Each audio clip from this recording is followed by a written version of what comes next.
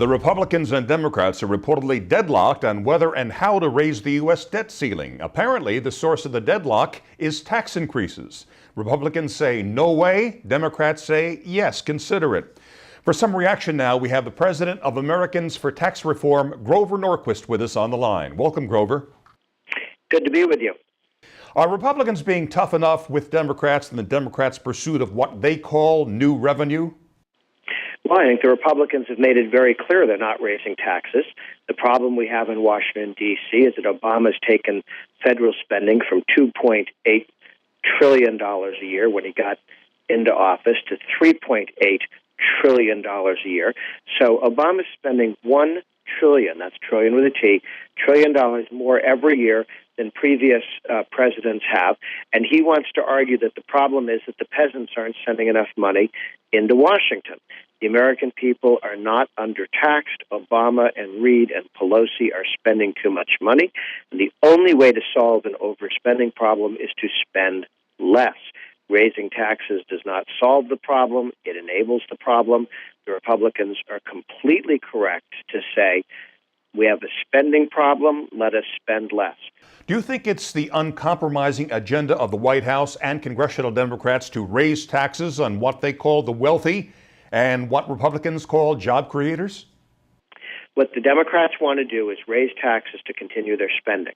Now, they say they only want to raise taxes on high-income people, but remember when Obama was elected, he promised he would never raise taxes on anyone who earned less than $250,000 a year.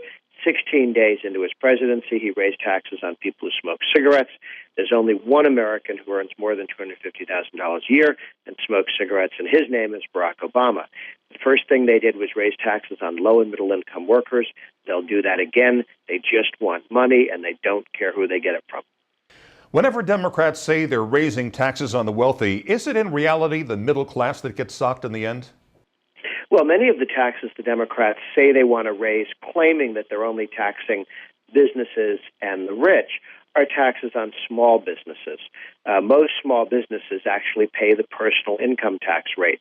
So when you, quote-unquote, raise taxes on high-income individuals, you are also raising taxes on small businesses. Add to that, when you tax companies, what you're really taxing is all the consumers. When you tax oil companies, you're raising the price of gasoline for every American. That's not a tax on rich people. It's not a tax on Exxon. It's a tax on people who drive cars. Are the Democrats winning the public relations battle to win support from the public for their tax increases? And how are they doing that if they are? No, I think the Democrats are losing this fight. The American people don't want tax increases. We just had an election. Listen to the rhetoric of Obama and Reid and Pelosi. They never mention taxes. They talk about revenues. They talk about balanced approaches. The team that's losing the fight is the team that won't put in words what they're trying to do. The Republicans say we want to cut spending. That's what they're trying to do. The Democrats refuse to say out loud, we're trying to raise your taxes. They use 1,000 different euphemisms. That means they're embarrassed by what they're doing. The debt limit has been raised 10 times in the last decade alone, but the issue has never been as contentious as it is now. Do you give the GOP any credit for that? Well, I think the Republicans in Congress have made it clear that spending has gone too out of control, and there needs to be brakes put on it.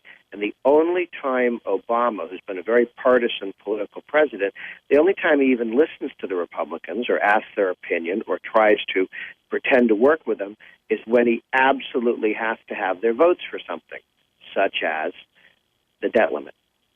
Would you support raising the debt limit as long as there are spending caps and a balanced budget amendment along the lines of what Senator Jim DeMint is demanding?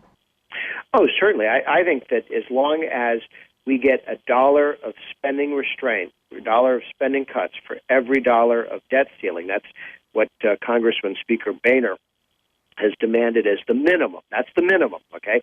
Would I like a balanced budget amendment? That requires 2/3 of the House and 2/3 of the Senate and 3/4 of the legislature, so 3/4 of the state legislators. Can we get that? I don't know, but I'd certainly be for it. What I do know is the Republicans will not accept anything less than their minimal demand, which is you want $1 trillion debt ceiling increase, you got to have $1 trillion in spending reduction. I think that's sound policy, it's sound politics, and it's eminently reasonable. And finally, Grover, of the 236 U.S. representatives and 41 senators who have signed your pledge not to raise income taxes, only 2 are Democrats. Does that disappoint you, and does it indicate that Democrats don't get it? Well, it disappoints me that more Democrats haven't taken the pledge, but it doesn't surprise me. The number one difference between the two parties is their willingness or unwillingness to raise taxes. Republicans have committed not to raising taxes. Democrats continue to want to raise taxes.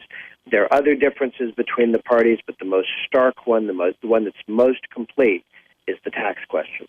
Why do you think Democrats are intent on raising taxes? Because they want to spend the money.